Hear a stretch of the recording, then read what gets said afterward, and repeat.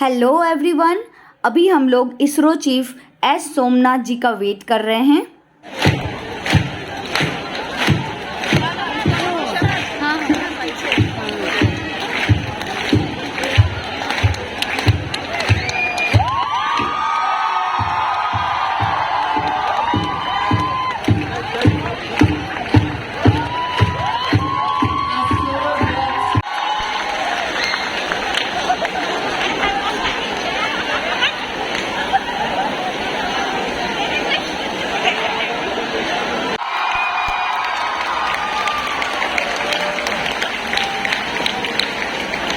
I would request all delegates and of the ISRO chairman, Dr.S.Somanath ISRO.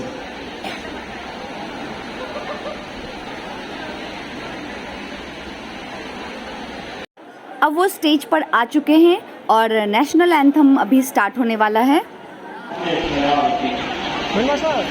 और जब लगे कि तू अकेला है, याद रखना उन लोगों को जिसने तुझे आगे, और जब लगे कि हार चुका है तू, तो याद रखना कि थोड़े आगे ही कामयाबी का किनारा है, कामयाबी का किनारा है।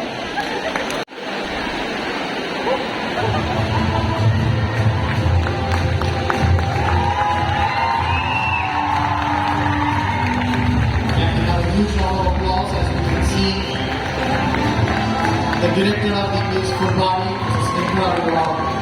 the principal of DPS fulbari, Madam YOI MUN, and of course, founder of YOI felicitating the man of the whole mission, Dr.S.Somanath. And we have a new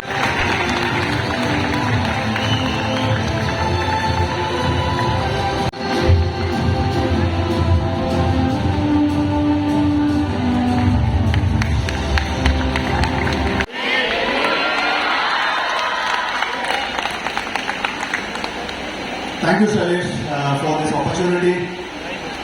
August last year, there was a historic event happening almost the same time. That was the landing of the Chandrayan 3 on the southern, near to the southern part of the moon. Right? And the next year, the celebration of the landing of Chandrayan 3 on the moon has to happen this year, 2024, August 23. And that will be called as the National Space Day. And it is a wish and desire of our Honorable Prime Minister, Modi ji, that we should celebrate this day with so much of activity happening all across the country to showcase the power that we have in space sector and the wonderful work that we've done to make this historic thing happen in India. So I would like to tell you today that the Space Day should be celebrated all across the length and breadth of this nation, and for that, the Youth of India movement will be one of the important parts throughout the nation to make it happen. So thank you, and we would like to have this movement happening all across the country year after year, and that's what we wish to celebrate, and also to make sure the young people participate in science, technology, and engineering to build our strong nation. And this is what the desire of all of us. Thank you. Could we have a big round of in the Youth of India movement? And when they have the Model United Nations competition happening in the last 3 days, we will embark upon in the coming days. Thank you so much, Frederick, for giving me this opportunity. And Youth of India movement, this is not the first time that I am here in the midst of the Youth of India movement. This is my third opportunity that Frederick has provided a platform to connect with the young people. And thank you so much for that work that you are doing all across the country, and keep your leadership very good to connect the young people for building our nation. I also want to congratulate all those participants who are here. Almost 750 plus people are here. Young people have joined this competition, this work. And I would like to offer you, before I start, that you should all come to Siliguri and see one launch. And this is an invitation to all of you. Please come to Siliguri and see one of the launch that is going to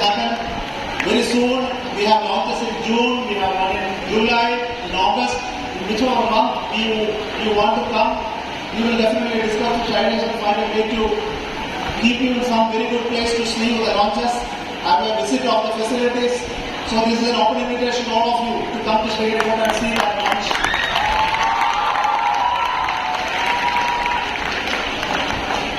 I want to tell you today, India is being respected in space sector after accomplishing landing on the moon on 23rd August.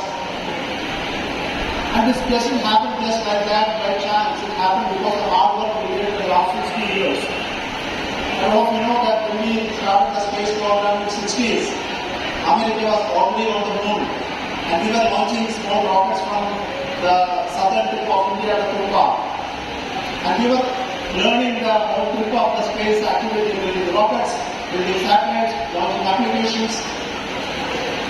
But in the last 60 years, what we achieved, we used to inspire the young people all across the country. Being from the same place where I worked, in the same office as that. But there were many people who were trained under him, who were my gurus, my teachers. Inspirational leadership that we had in our organization. We never lost heart looking at the failures. We worked on it, we built the PSLV, and after PSLV was successful in its second attempt, we never looked back. Today, all those failures are just behind us. I still remember we were criticized, we were found upon for those failures at that time. Today, the entire world looks at it with great admiration. And all this happened because of fantastic people. And all those people came from this country. We never borrowed anybody from outside. All that we built in this country from people like you. From normal background, from normal education institutions. They can build rockets, they can build satellites, they can launch applications. Shailesh asked me the question. Did you get that question? Are the aliens around? Oh, they are around. Talking about me as an alien, then I am around. Aliens are there. They are just outside listening to you. What exactly the space chief is talking today? He is discussing any advanced science technology items. They are just around here to listening to me. No, you know that? Sir, I don't know. I mean, I thought that you were talking about me as an alien. No. See, just mix apart. I just want to tell you, the alien here refers to are life forms other than human beings and not from Earth but from some other planet, right? And if you think there are some life forms outside Earth and they can come here and then visit us, then it's a very much a possibility, and in my opinion, they are there. And I'll give you an argument why they are there. See, because of the space capability we have now observed there are at least 5,000 extrasolar planets. You know extrasolar planets? They are the planets in other solar systems. There are planets around our sun that all of us know, but there are planets outside solar system in other stars. And some of the planets are like Earth. Some of them are recently, last week also they discovered an Earth-like planet. And some of the planets has water, its temperature is like Earth, and their life could be formed. And all of us know life formed on Earth many times. It's not one time. And they were destroyed again and again and again. At least 4 times there were asteroid impact on Earth, and 4 times their life was destroyed, almost destroyed. Still we are back here as human beings. So if there is another planet, and there are at least hundreds of such planets outside, and conducive conditions are there like having water and having a temperature which is like Earth, atmosphere with oxygen, then life will definitely be formed there. But the only question is that, are they intelligent like us? Or are they human-like looking? Are they walking with 2 legs or 10 legs? I don't know. But if they are very intelligent and far advanced than us, then they are here listening to us. They know what we are doing, and they realize that since they are very advanced, we are not that advanced. We are looking like primitives for them because they can travel all the way, reach here and then look at us as just creatures. No, they don't even understand what we are talking. Silly fellows, they are thinking about it. There is another possibility that many of those life forms outside are not developed like us. They are not intelligent like us. You know, we all became so intelligent only just 100 years back. No, I am speaking through this mic, you are listening through this speaker. This is called the amplification, the electricity, the power, the communication, the mobile phones. All this came just 100 years back. The ability to communicate electromagnetic waves just came only 100 years back. You know that? And the entire humanity existed for last 4 billion years. The earth was created in 4.5 billion years back. In that history, just 100 years back, you have the capacity to communicate. And if this capacity is not there in the alien, they don't know how to communicate with you. But they are there. But in another 100 years, they will acquire that knowledge and they will communicate with you. Just imagine that. So, in my belief, I am very sure about aliens are there. But if you are not knowing about them, only 2 reasons are there. They are far advanced than you, that they don't look at you as important, significant people. But if they are not advanced than you, they don't know how to communicate with you. These are only 2 possibilities. But doesn't mean that aliens are not there. Aliens are definitely there. Okay? Planet you find most fascinating?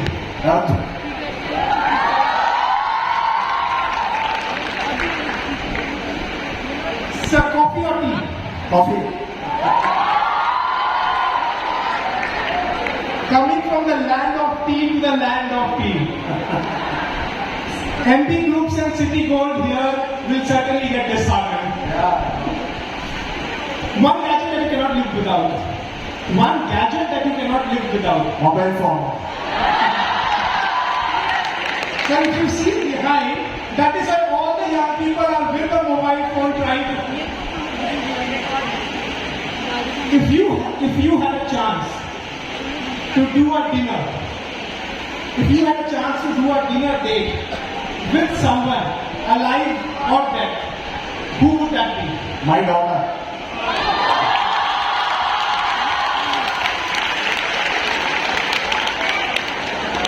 Just to share, if you allow me to share, sir has 2 daughters, one daughter and 1 son. And he's extremely proud of who they are.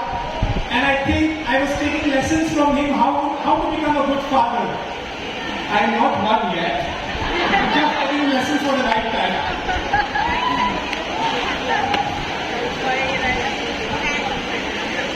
So do we give a 5 on 5 to Sir Somnath on this?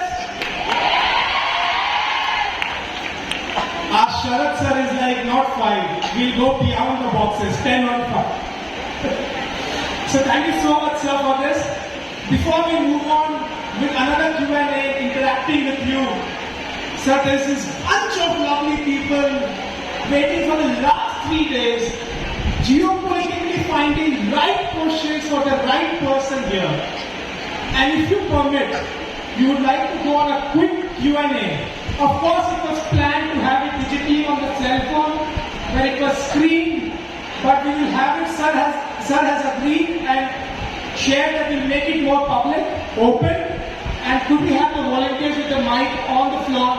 Anyone who would like to have a quick question for sir, please raise your hand.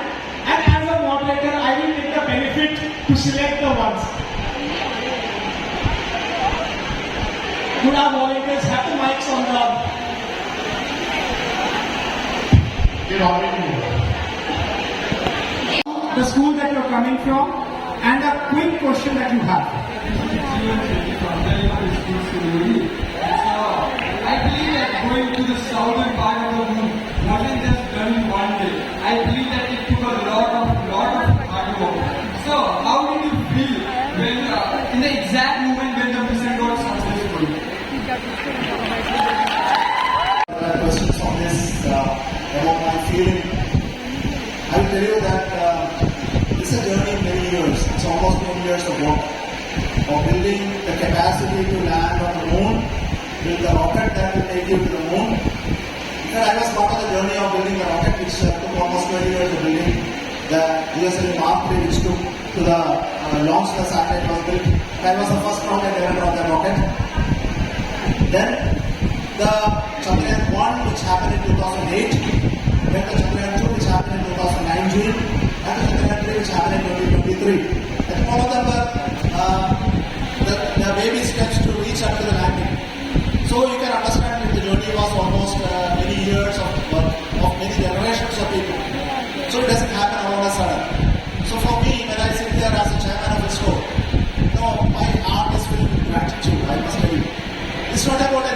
celebration that I should talk about when I see the landing in perfectly of the work of thousands of people that contributed incrementally to make that happen. So salutation to all of those people.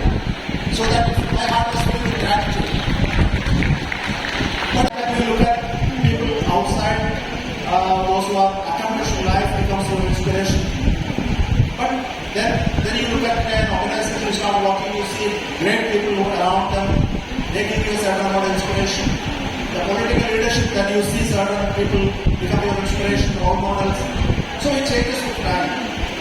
So I don't have any single person to say, but if I want me to answer, that influenced me as a person so much in my thought and in action, then I will tell you there is only one person, that is Swami Vivekananda. There is no doubt about it. And girls, my question to you is, the way there is a need for us to take care of the earth, taking care of our space is equally important, and these space crafts and the objects, of course, to leave behind some pollutants and steal memories in the space. So how is ISRO planning to control that and reduce that? Maria, you touched upon a very important topic. Sustainability, green initiatives are all very important in space sector as well, like in any other industries or any other domain. I'll give you an example. Every rocket which we are launching today, for example, the LVM generates almost 25 tons of hydrochloric acid into the space. The fuel that we use are highly pollutant, they are very dangerous. If you breathe parts per million, you are dead. So that type of dangerous fuels we use in rockets. But then we need to move on with the greener alternatives. So this is one of the initiatives that we have now. The future rockets will all change over to greener fuel, which will produce only steam as outcome. You know, if you burn only hydrogen and oxygen, you will have only steam. And that's for cryogenic and semi-cryogenic technology. So we will move on to that in the future. Then second issue is polluting the space. Whenever you launch a satellite up there in the orbit, it's a debris. When it is not functioning, it's all moving around, it is cluttering the space. You can collide with other satellites. You can generate a lot of particles. It moves at tremendous speeds, and it prevents human access or even other satellite access. So we have made a plan that by 2030, India will generate no debris in space. It's a declaration.